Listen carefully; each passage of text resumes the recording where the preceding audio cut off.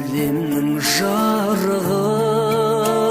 сыйладың сен маған, даланың әр гүлін жинадың сен маған.